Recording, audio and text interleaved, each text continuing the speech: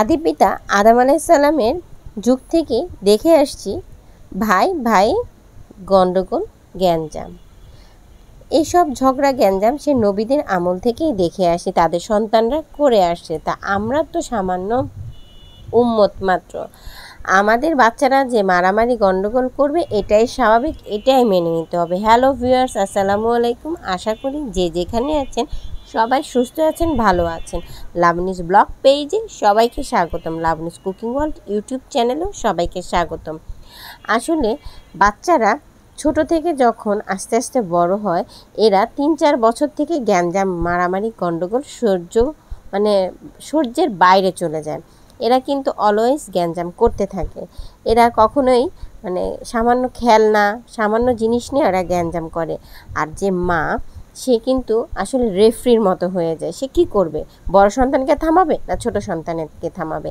একটা মা যখন পরপর বেবি চলে আসে বা বাবু হয়, সেই মাটা কিন্তু আসলে এক পর্যায়ে ক্ষিপ্ত হয়ে যায়। সে পুলিশের ভূমিকা একসময় পালন করে, একসময় সে রেফরির ভূমিকা পালন করে, একসময় সে মমতাময়ী মায়েরও ভূমিকা পালন করে, একসময় শিক্ষকের ভূমিকা পালন করে। এই যে একটা মায়ের কতগুলো রোল প্লে করতে হয়, এই মাটা কিন্তু পরিশেষে খুব ক্লান্ত হয়ে যায়, খুব বিশ্রামের প্রয়োজন হয়, মেন্টালি স্ট্রেস খুব বেশি হয়ে যায়। মাটা কিন্তু একটা সময় চাই যে আমার এই বাচ্চাগুলো থেকে আমি একটু ডিস্টেন্স বজায় রেখে আমি কোথাও যাই, কিন্তু আবার পরক্ষণে মনে করে আমি যদি বাচ্চাগুলো কার কাছে রেখে আসবো, আমার বাচ্চা তো আমাকে ছাড়া অসহায়। দুইটা বাচ্চার মা যখন একটা জায়গায় যেতে চায়, তখন কিন্তু তার অনেক রকমেরই মেন্টাল স্ট্রেস হয় যে আমার বাচ্চা যেখানে যাবে সেখানে অনেকগুলো খাবার এলোমেলো করবে, মানুষ কি ভাববে, ওরা দুষ্টামি করবে, সেটা মানুষ কি স্বাভাবিকভাবে মেনে নেবে? আসলে প্রত্যেকটা বাচ্চাই কিন্তু খুবই দুষ্টু হয়, কেউ একটু কম, কেউ একটু বেশি। তো বাচ্চার মায়েরাই বুঝে যে বাচ্চারা কি পরিমাণে কষ্ট দেয় মা বাবাকে, কিন্তু সেই মায়েরা কিন্তু বাচ্চাগুলো যখন বড় হয়ে যায় দুঃখগুলো ভুলে যায়। কিন্তু বাচ্চারা কিন্তু একটা মা বাবা যখন বৃদ্ধ বয়স হয়ে যায়, সেই সময় কিন্তু এতটা রেসপন্সিবিলিটি দায়িত্ব পালন করে না। মা বাবা দুঃখ কষ্টগুলো খুব কম বাচ্চারাই আছে যারা ভাগাভাগি করে নেয়।